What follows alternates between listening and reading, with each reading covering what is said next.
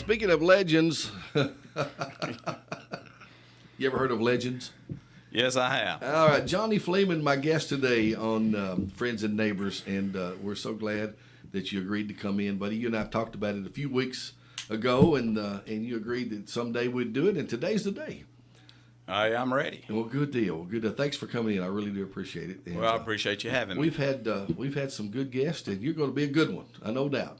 You and I go back a long ways, buddy. Yeah, New Prospect. New Prospect, kids growing up out there, and of course, I knew a lot of your family, extended family, and that's kind of where I wanted to start because that's where I've started with most of my guests is getting their background, where they came from, and of course, your grandfather, Jim Fleeman, had the and I don't know a lot. Honestly, I remember him. I remember seeing him, and actually, I took my first plane ride with him.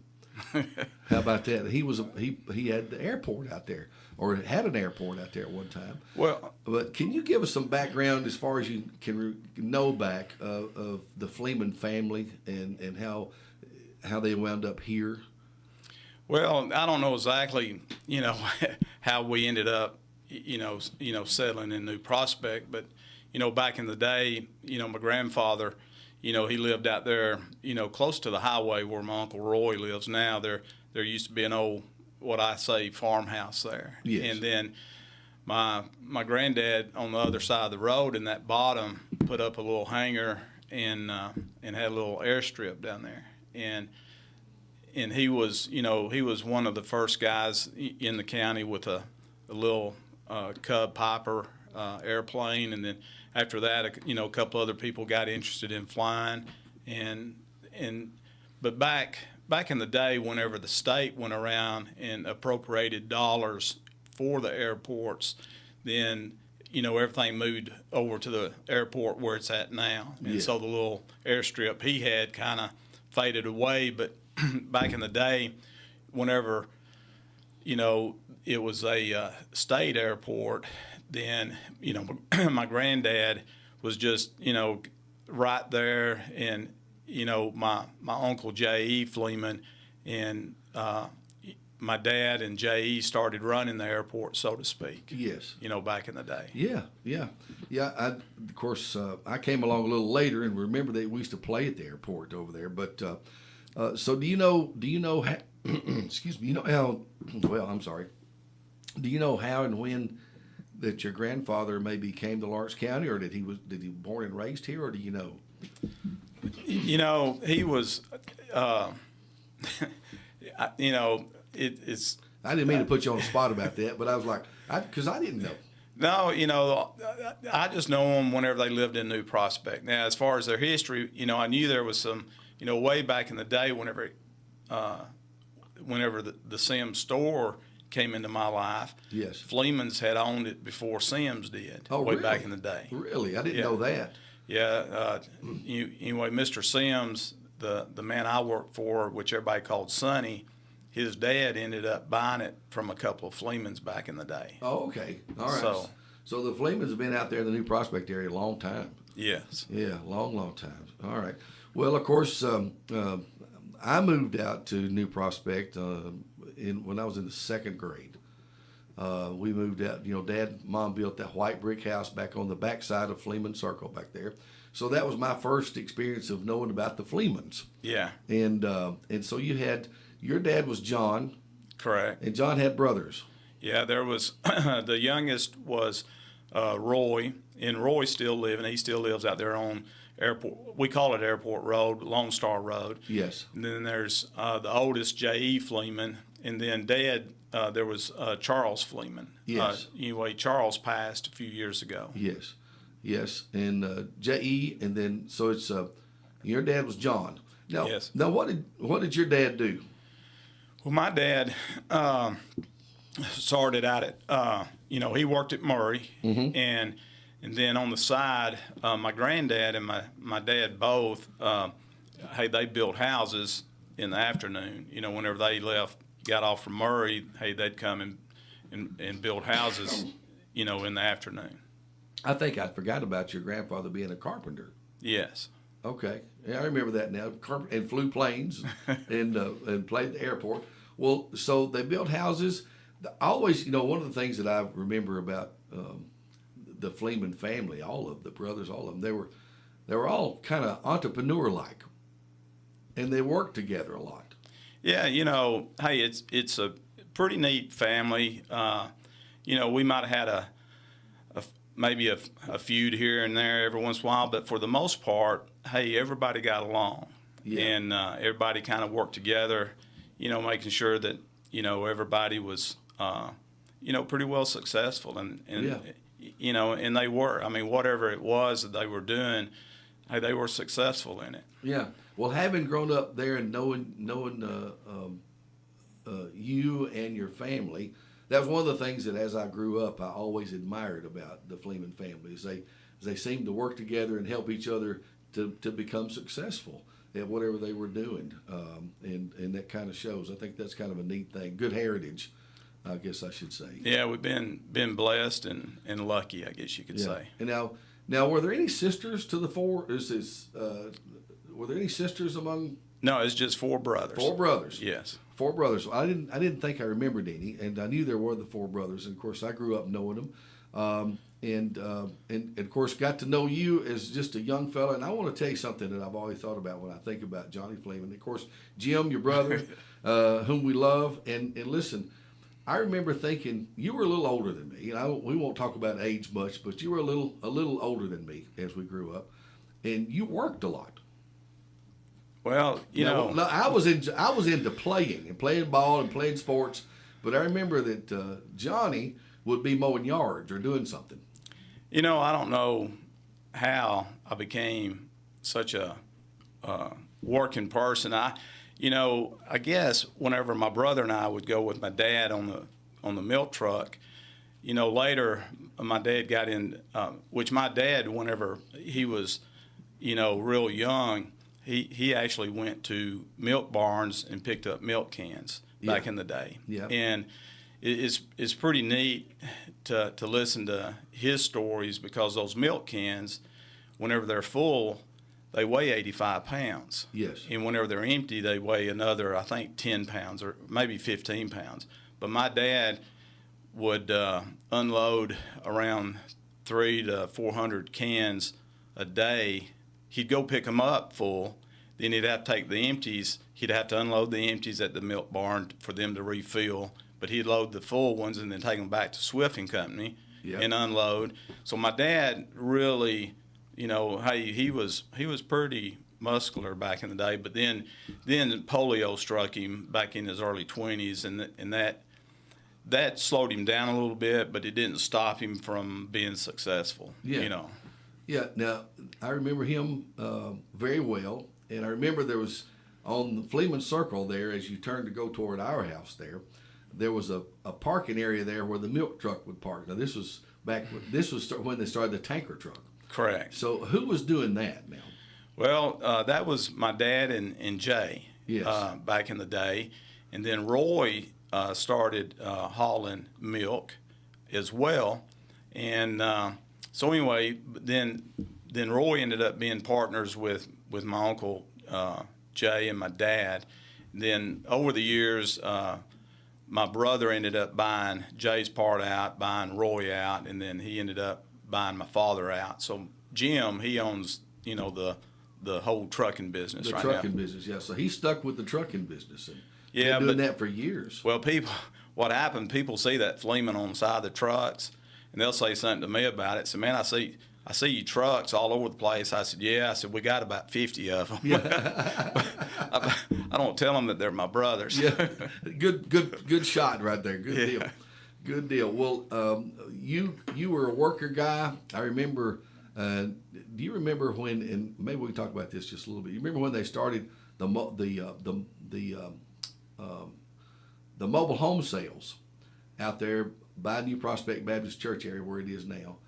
I think Jay might have been involved in that. Yes, he was. And then they developed the subdivision back there, and I remember you mowing yards. Well, listen, before we mowed the yard, hey, we had to pick up rocks. Okay, that comes first.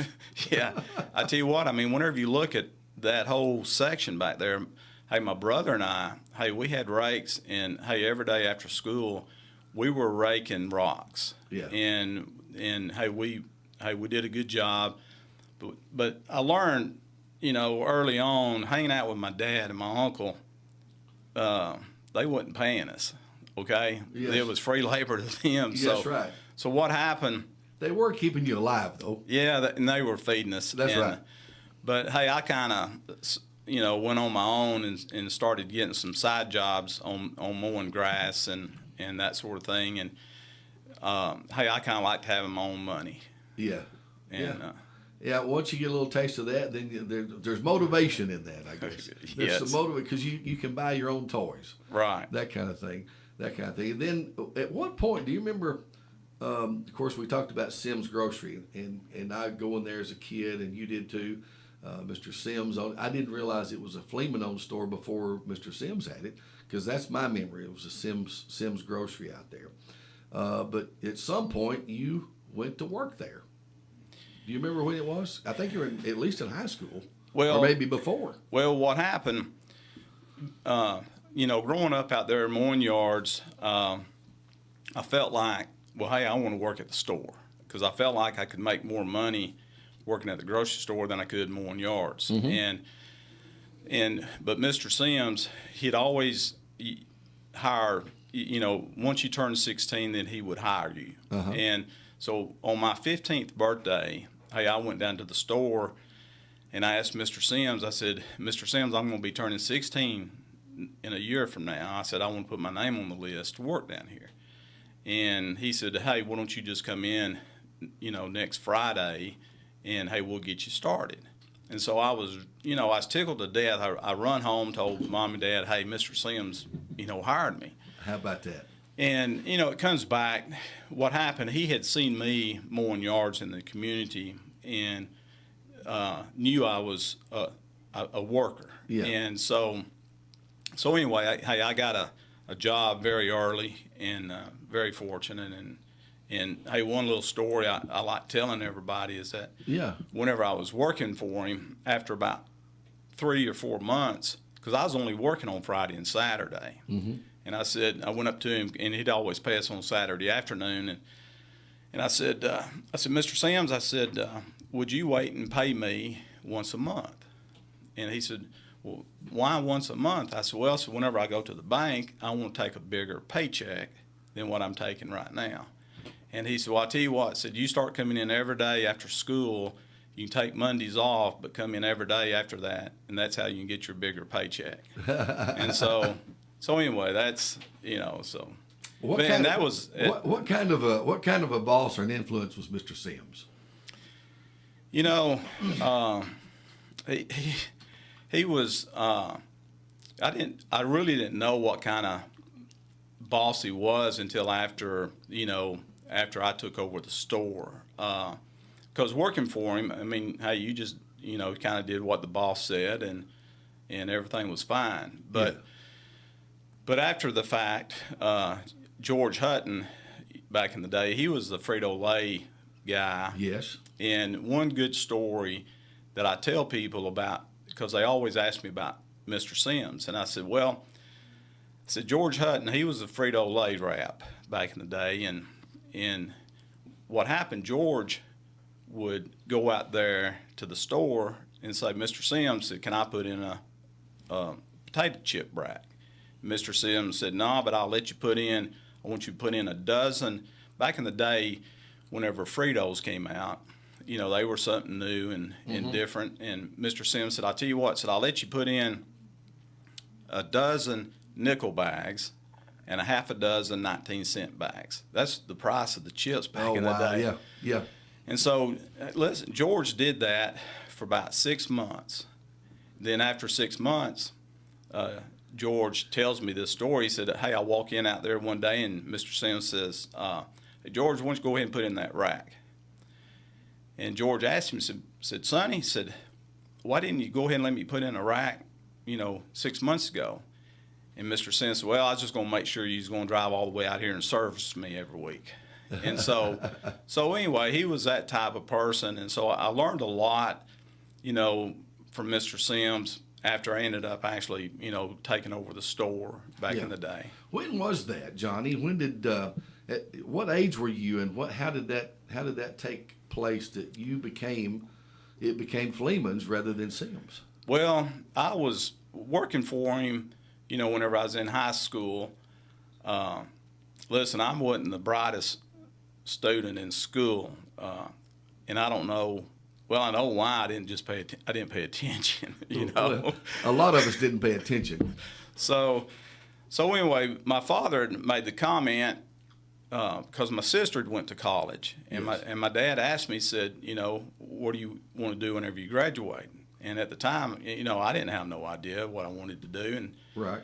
but I knew I didn't want to go to school. And he said, well, so why don't you, ask Mr. Sims if he'll give you first chance of buying his grocery store whenever he gets ready to retire. And so I did, and what happened, during my senior year, Mr. Sims's health had turned, and he was advised that if he was going to have any kind of retirement, he needed just to go ahead and get out of, sell out, enjoy his, years. Yes. And so that was my senior year. And so at the time, Mr. Sims was real hesitant about selling me that store because he was afraid I was too young to run it. Well, yeah. And so, but anyway, hey, I talked him into it, and because I thought Mr. Sims would wait till at the time he was 62 or 63, and I thought he'd wait till he's at least 67 or so and give me a few more years under his belt. But he decided to go ahead and get out, and I just tell everybody I was in the right place at the right time. He was very fair in his price, and so whenever I graduated from high school that April and May, hey, I took over that store in September, and I was still 18 years old. Yeah. And yeah. so my dad co-signed a $85,000 note for me, and that's how I got started. Wow. That's a pretty good start right out of high school. That's a good start. And yet, like you said, right place, right time. But to your credit, you had earned that position. You'd worked hard. You got there. You worked hard as a young man. You were still young. And I remember being fascinated myself that Johnny Fleeman has bought that store. He's just 18 years old, whatever. I remember myself thinking about that. And of course, you did a great job. We were shoppers there. My mom and dad, was in there all the time. So. Well, that store was so neat. It was a community store.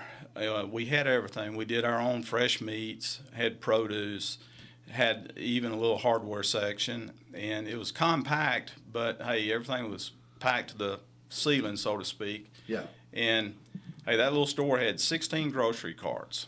How about that? And hey, in the afternoons, hey, we'd have people waiting till somebody emptied one to get one. And so, hey, we had a very good business out there. Yeah, good deal. So you learned a lot. You went in the grocery business, but moving along, because we got a long story to go yet. And I'm beginning to think, well, we'll never get all of this in, but because I know that you didn't stay with the grocery store forever, there was a new light at the end of the tunnel out there, the restaurant business. Well, how did that take place? Well, what happened in the grocery business I had that store back from '76 to the mid '80s, and in the late '70s, the grocery stores started expanding their frozen food sections, because at the time, listen, in that grocery store, we were selling 25-pound bags of flour, okay? Yeah. Who buys 25-pound bags of flour today? Nobody. Nobody. And so what happened, I think I kept that store about 10 years, but Mr. Sims was still living, and he came in, and we were talking about how things had changed, because on the bottom shelf, I had several big bags of 25-pound bags of flour, and then my next shelves had 10s, 5s, and 2s. But whenever I sold the store, kind of got rid of the 25-pound bags, and everybody was buying 10s and 5s and 2s, and now I think it's more 5s and 2s than anything. But what happened? People's eating habits started changing. They were looking for more food that was already prepared. Yeah. And so I thought, well, the store's not big enough to really add on and do what I need to do here. And I kept hearing about how much of the food dollar that the restaurants were nibbling into. And I thought, well, I'll sell the store and get in the restaurant business. And so I sold my store and got in the restaurant business. Well, you can't just decide to have a restaurant. How did you wind up with a restaurant? Well, I found a place up in Gallatin. It was a little hamburger joint. And what happened is a prefab building, and I thought, well, I'll buy this place and move it back to Lawrenceburg. But whenever I got to Gallatin, at the time, there was nothing really tying me down. I thought, well, I'll just move to Gallatin and open it up here. But I guess prior to Gallatin, I'd bought and the name alone should have told me, but what happened, I bought a Quicker Burger franchise. Okay. And anyway, these guys were out in Nashville. They took a lot of my money that I got from the sale of the grocery store and didn't deliver me nothing. So that was, people always ask me if I'd went to college, and I said, well, I didn't go to college, but I've got several $1 million tied up in my education fund, you know. But anyway, I ended up buying a hamburger joint up in Gallatin, and was very successful there. And then what happened, coming home one weekend, the Brass Lantern was available for sale, and I thought, well, hey, I'll buy the Brass Lantern, move back home, and establish my roots. You know, I don't think I knew about the Gallatin step. Now, I knew that I thought that the Brass Lantern was first restaurant. I don't think I knew about the other. If I did, I'd forgotten about it. Yeah, it was my first stepping stone, serving the public something cooked. And so somebody asked me the other day, and I don't know, who started the Brass Lantern? Bobby Luffman and Gene Hill. Okay. You remember Gene, don't you? Yes, I do. Yeah, Gene, back in the day, Gene had built a little package store out there. He ended up building 2 buildings. One was a package store, and one he wanted a pizza place. Yeah. And he ended up hiring Bobby Luffman, which worked at Pizza Hut, to run the pizza place. Right. And so over the years, I ended up with it, so to speak. They were there for about, I think, maybe 10 years or 5 or 6 or 7 or 8. I don't remember. But I bought the Brass Lantern back in '88. In 1988, yes. So you took over the Brass Lantern. Now, did the Gallatin restaurant go away? Did you sell that, or was that still part of what you were doing? No, I sold that to the Beefy's hamburger chain. Beefy's, okay. Back in the day. What kind of restaurant is it? A hamburger place up in Gallatin? Yeah, it was just a double drive-through. Elrod, that used to be on the radio station here. Yes. Elrod was these. They named a hamburger. They had some hamburger places called Elrod's. That's right. Back in the day, so they were doing pretty good. And so, whenever I sold the store, I thought, well, hey, I'll get in. I'll open up one of these hamburger places. Yeah. And so that's. But anyway, ended up selling that place and then buying the Brass Lantern. Okay, good deal. Well, what was it like, the Brass Lantern, starting there? Because you worked. I mean, you were there. You probably spent a lot of time there. Well, the restaurant business is very gratifying because whenever you create something and cook something and people enjoy it, it's a little bit better than selling them a can of green beans in the grocery store. Okay. Yeah. Okay. I understand.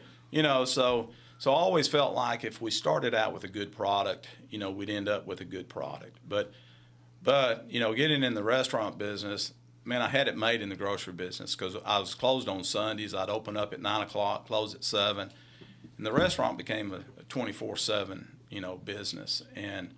But hey, no regrets.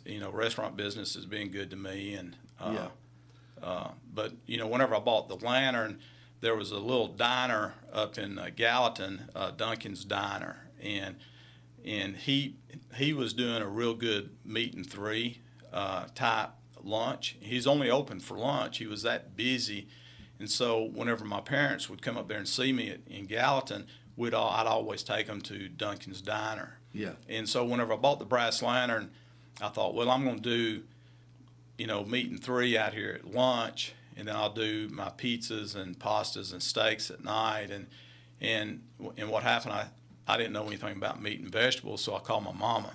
And so she came down and helped me for a couple of years with her recipes. And what made us successful out there is that, I told Mom, I said, listen, Mom, I said, there's other meat and threes in town. I said, I want you to do what you do on the holidays. I want to do every day out here. Yeah. So, we started doing casseroles, and something that nobody else was doing, because everybody else was just doing meat and potatoes and, something simple. Right. But like our, mashed potatoes, Mother put cream cheese and sour cream in them on, Easter, Thanksgiving, and Christmas. And I said, well, I want to put, sour cream and cream cheese in my mashed potatoes every day. That way, my mashed potatoes are going to be different than, next guy's. Interesting. Yeah. Well, I began to enjoy eating out there, and the pizzas were great. Do you still get a lot of comments about the pizza? I hate to bring it up, but I will. Well, yeah, it's not a day or a week goes by somebody don't mention pizza to me.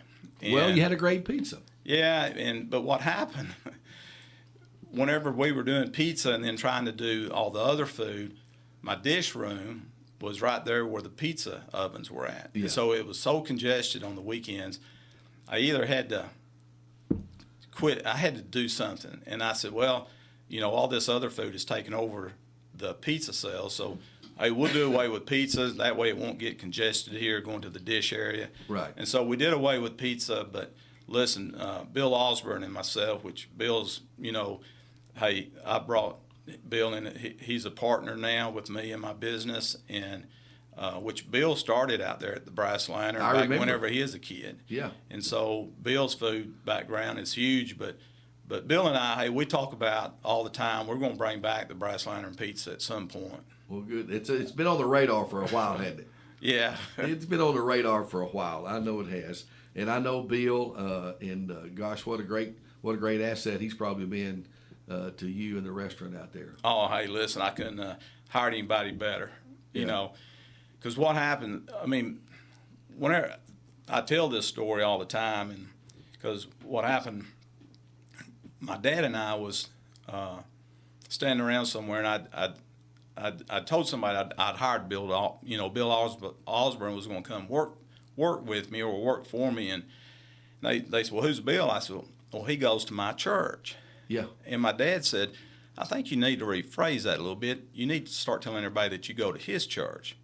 And I said, "Why?" And Dad said, "Well, he's in church a whole lot more than you are." So anyway, that was a cute story, and my dad was giving me an underlying message there. Yes. And but Bill and I, we go way back, and hey, whenever he came, his first day, he said, "Johnny," said, "what kind of schedule you want me to work?" I said, "Bill, whatever it takes to get it done." And if I'd put him on a schedule, I'd be only getting about a third of what I get out of him now. So hey, the guy, goes 150 mile an hour every day. He's dedicated. Yeah. He is dedicated, and that's good. And you both have been, no doubt. And you developed a wonderful restaurant that everybody around here has known and loved. But that's not the end of the story. Things begin to expand. How did that happen? Well, we were at I was at well, I tell you what, the expansion came whenever Doug Beams out of Columbia came down to the Lantern one evening and struck up a conversation, because him and Phil Wilson had built a Richland Inn hotel up there, and they wanted a restaurant. So Doug Beams that owned the property, he came down and asked me if I'd be interested in doing, a second restaurant up there. And so anyway, I was really excited about it. And so I go up, and, my parents lived, up Airport Road. And so, hey, I go visit them one evening, and I told my dad, I said, "Dad," I got a chance to do another restaurant. And I said, "What do you think about it?" He said, "Well," he said, "the only thing I can tell you is, don't blow that balloon up so big that whenever it pops, the whole world can hear it." Yeah. So that was his sign of telling me, kind of be on the conservative side. Yeah. And so balloon's been tight at times, but it hasn't popped. Yeah. But no, Doug Beams came down, and what was really, I had several meetings with Doug Beams, and one meeting I finally go to him and just tell him, I said, Doug, I can't do this restaurant. I said, the bank's only going to loan me about half what I need to do it. And so I thought, driving up to Columbia, my opportunity is gone for the moment. But what happened, I sat across his, from him up there in his office, and he said, well, John, he said, listen, why don't you come up with whatever you can, and I'll come up with the rest of it, and you just pay me back as you can. And so, on the way to Columbia, I thought, my opportunity was gone, but on the way back, my opportunity was there again. So he loaned me the money, and hey, we opened up the second restaurant. Awesome. So the second restaurant was in Columbia first. Yes. Now, and this has been a curiosity of mine. This the Brass Lantern out here. Did you name it the Brass Lantern up there? No, I mean, we named it Legends. And, what happened? Kenny Smith, he's passed now. Yeah. But Kenny, we were sitting at a barbecue one Labor Day, and he's talking about all the history around, Middle Tennessee, Murray County, Lawrence County, and what happened, there's just a lot of history. So whenever we was getting ready to, the planning stages, I thought, well, what are we going to call this? We're going to call it the Brass Lantern or what? And then, hey, one night out there at the Lantern, it was about 1 o'clock in the morning. I was closing up, and I looked down at my computer, and it was a Packard Bell. And the model was a Legend 386. And so whenever I seen that Legend, I thought, hey, I'll call it Legends. Because back in the late 80s, there was a lot of theme restaurants coming about. There was Planet Hollywood, which was the movie stars. There was Hard Rock, which was the musicians. Right.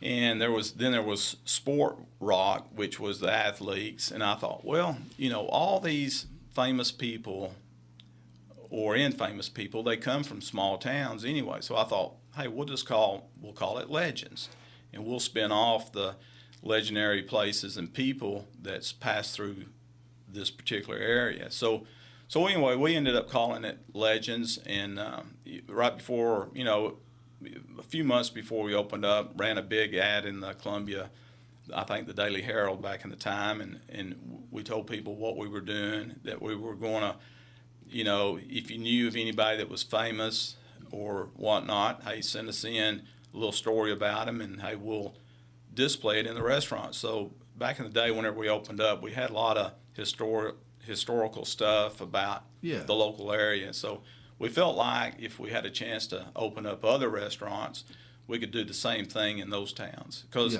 every small town has got some legendary people in it. And so that's kind of who we are. That's an amazing story. Just thinking about you and the history and talking with you about how things developed out. You talked about not going to college, but you spent a lot of time learning the grocery business, learning the restaurant business, and then customer service, marketing, all that comes into play to running a business.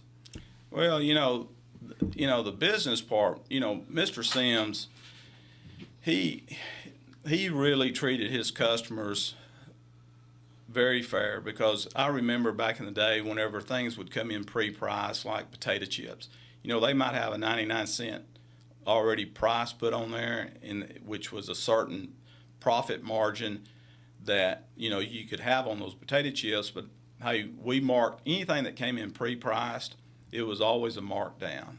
And hey, we'd mark those chips 79 cents. Yeah. And he'd still make, he'd make it, he had a certain margin.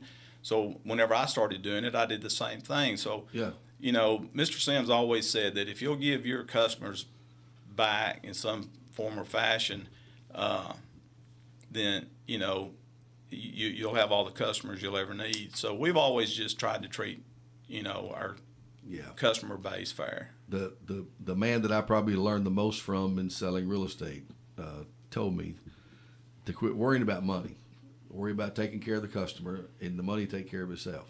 Yeah, I mean, hey, listen, I tell all my managers, the only way that you can judge your restaurant being successful is not the P&L, it's the line at the door that you have. Right. If you don't have a line at the door, people wanting to come and eat with you, then your P&L is not going to matter. That's right. That's right. So Columbia's number one. How many Legends restaurants are there now? We've got 6 locations, including the Legends Express here in Lawrenceburg. Yes. Which, by the way, that's been a big success. The Legends Express. Yeah, whenever the previous owners was wanting to sell out, Bill and I discussed that we were looking at another operation in Fayetteville. Okay. But we were looking at an operation, a scaled down operation, something a little bit simpler than trying to hire 100 people to run it. And right. So we thought, hey, let's buy this, old Big John's location, and it's on our back door instead of having to drive an hour every day to figure it out. I said, let's do it here, figure it out, and then if we have an opportunity to grow that concept, then we can look after it here. So anyway, that was the whole idea behind Legends Express. We were talking about employees. To the Brass Lantern, for instance, just to operate the Brass Lantern, how many employees are out there on a regular basis? Well, before COVID, we had anywhere between 90 to 110 people on the schedule. That's what we tried to keep. After COVID, we barely have 70 people out there on the schedule now. And I don't know what's happened to the workforce. Hey, I've got friends in the business as well. They struggle with help. And, I don't know what's happened, but we're only about 70% of where we need to be. So, we've got, those 70% of people, they're doing the work of what 100 and 110 used to do. And it's tough, but hey, listen, we get up every day and hey, we're going to figure it out. Sure. Well, you got the restaurants going, and then I can't not talk about the sauces, because what was first? Was it the steak marinade? Was it first? Yeah, it was the first product. Yeah. And the marinade, whenever I was in the grocery. Hang on just a second. We got a buddy that's calling in and wants to talk to us. Oh my goodness. Let's see. Hey man, do you want to talk to us? Jeff, You may have to put your headphones on. I wanted to say a few things about Mr. Johnny. You want to say some stuff about Johnny? Who is this? That way maybe he'll give me a gift card. Get a gift card? You don't happen to know Dennis Tipper, do you? No, I don't know Dennis. I'll tell you what, Johnny's been a hard worker all his life. He's got out there and put the effort forth, and it's paid off for him. And as a young kid and all, he got out there, like you said, and stuck his neck out. He didn't go to college, but he went to school on Hard Knocks. So He's done an awesome job, ain't he? yes, sir. He did a good job. Well, listen, I'm going to do all I can to get you a gift card. And me being married to a Fleeman long as I have, you not only have one job, you got to have about 3 to make everybody happy. Hey, Dennis. Johnny did a good job, and he got a great restaurant out there, and I hope it continues another 100 years. Hang on, Dennis. He's going to tell you something. Well, hey, Dennis, I appreciate that. Good word of confidence there. Are you still receiving your check in the mail that I've been sending? Yes, sir. All right.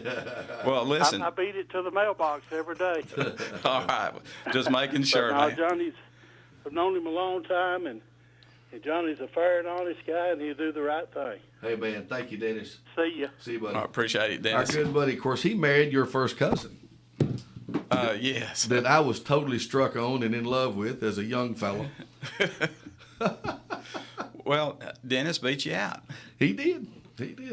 Well, Janie was always good to us. Of course, Danny, her younger brother and me, we were buddies. Yeah. And hung around together out there around the airport and all that kind of stuff. But we're talking about your sauces now, and I know you did. You developed these sauces. Yeah, back in the day, whenever I was in the grocery business, I sold. There was the Dell's sauce out there that was real popular. And so whenever I got in the restaurant business, people, listen, Dale's is a good product. They do a good job. But whenever I was in the grocery business, everybody would always talk about how salty it was. Yes. But hey, it's their product though, Right. And so Right. so whenever I got in the restaurant, whenever I started doing steaks and stuff, I thought, well, I'm going to come up with my own marinade, and I'm going to make it not as salty Right. as the Dale's. And so anyway, and we started using it, and then on a busy Friday and Saturday night, people that was passing through would they were requesting to take some back with them, and so we was always struggling trying to find a container to put it in, Yeah. whether it was a Coke cup or whatever. Yes. Yeah. And so after, trying to stay busy on a Friday and Saturday and trying to pour up sauce, I just reached out to a bottler and down in Birmingham, and he took it on. We started bottling the marinade, and then after that, we started doing my honey mustard product, and my honey mustard has become my most, I guess, famous product, because I started making my honey mustard with a yellow mustard versus a Dijon, and Yes. what happened is that early on, the honey mustards were made with a Dijon mustard, but I went back, because in my grocery store I sold a lot of yellow mustard, but not a lot of Dijon mustard, because Southerners liked yellow mustard Yes. more than they did the brown mustard. Yeah. So my honey mustard was a totally different honey mustard, and I remember the Kroger buyer up in Nashville. He said, "John," he said, "we've already tried the honey mustards, and they haven't gone over as well as they thought they'd go over." And I said, "Well, mine's different." And he said, "Well, since we bringing in your marinade, we'll bring in your honey mustard." Yeah. And I remember, within 6 months, we were in the top 30% movers in the salad dressing category. Yeah. And so it surprised everybody. And so, we've been very fortunate to, we're in about 500 Walmart stores in the Southeast. We're in like 4 Kroger divisions. And then we're in a lot of independents whenever it comes to Piggly Wiggly's, Foodland stores, So. Well, it's fantastic. In fact, my kids and me too, we love it. The honey mustard sauce is off the hook, man. Well, hey, I appreciate it, and I say sauce, it's dressing. well, hey, listen, I've been very blessed in life, and hopefully the big guys won't squeeze me off that shelf, because the big brands control the sets in the grocery stores, and Yeah. sometimes I get that one little roll to have my product where I need maybe 2 or 3, but that one's all they're going to give me most of the time. Yeah, that's a whole different world, isn't it?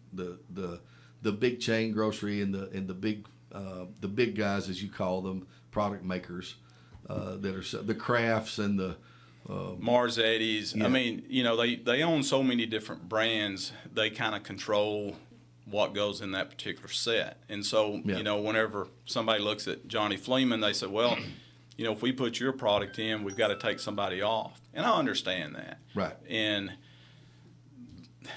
But it's a tough market. That's something that maybe people don't think about, that there's a battle for shelf space at these stores. Yeah, and because if you get the shelf space, then you got to have warehouse space. Their storage room, in their warehouse. So if they bring you in, 9 times out of 10, they've got to move or take somebody else off. Yeah. And so, hey, it's tough business, but we're still out there.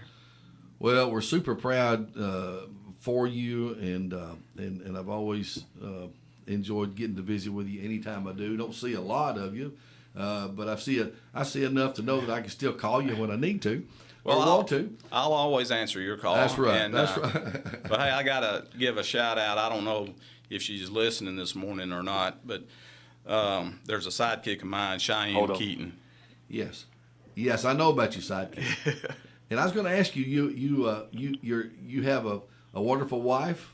Oh yes, Cheyenne's Jackie. Yes. And And Cheyenne, she's special. yeah, she's very special. That's right. That's right. I know you love her, and tell us about that. How did this relationship come about?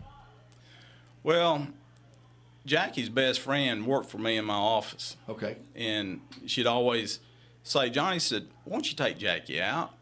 You know, take her out to dinner or whatever. It's not like you're going to marry her. Yeah. You know, so you see how that ended up. You did. Yeah. Hey, we got another buddy who wants to talk to you. Oh, my goodness. Hey, you there, buddy? Yes, sir. All right. He had to put his headphones on so he can hear you. Lanny wants to talk to you, buddy. Johnny, Hey, Lanny. how you doing, buddy? Well, hey, doing pretty good. Listen, there's one thing. Of course, I know pizza is another thing, but there's one thing that I've been wishing for years that you had, and I always thought that you was the man to do it. Was a nice fish restaurant in Lawrenceburg. Ooh. And that I've always wished that would happen, and just that because I mean I know you're the man to do it. Well, you know, listen, Bill and I mean, there's a lot of opportunities out there to do a lot of different things, but hey, what's holding us back right now is the hiring of people. Hey, it takes a lot of people, and hey, to do something anymore, hey, we've kind of backed off. We had an opportunity. There's a guy building a big hotel over there in Savannah, wanted us to do a restaurant, and hey, we talked about that for about 30 days and decided to back out of it because, hey, to try to hire 90 to 100 people in Savannah, hey, I don't know if it ever happened or not. So, Wow. But listen, I know I've been following you a little bit on this extra lane they got going up north of town, and I tell you what, if I open up a fish restaurant, somebody's going to have to go fishing, and you're probably it. Well, I don't know if you read about that stuff's washing down Shoal Creek, and the fish are growing so big, and they need to be caught out of Shoal Creek. Well, listen, somebody's going to have to catch them and clean them. So if you'll line up for that job. But Hey, buddy, Lanny, good. listen, there's a few of us guys in Lawrenceburg, like Rick Lannon and myself, and I can mention a few others. But hey, guys like you, hey, we've watched that's been successful, and hey, we just admire people like yourself, and hey, me and Rick, we talk all the time, and hey, we try to pattern ourselves, to the likes of you and some others. Well, that's nice of you to say that. It's I've always tried to do what's the right thing. I mean, I just believe in doing that, like you and Jeff and Rick Lanning. Man, I appreciate that. Well, thank you, Lanny. I love you, buddy. Thank you, buddy. See you, man. Thank you. One of our Thank you, good Lanny. buddies, Lanny Hurst, right there. Good buddy. Well, And that was neat. yeah, very neat, very neat. Well, Johnny, we for many years we've enjoyed the restaurant. Brass Lantern's just a household name around here. And of course, now Legends, of course. And you've got I forget how many Legends restaurants? 5. 5, and then Legends Express Well, yeah, makes 6. makes 6. And what about future out there? I know you have been always looking for opportunities, but like you said, the challenge is the people. Yes, it's hey, and listen, listen, in all my restaurants, yeah, we struggle, but hey, there's a certain core of people in my restaurants right now that's making them work. Yeah.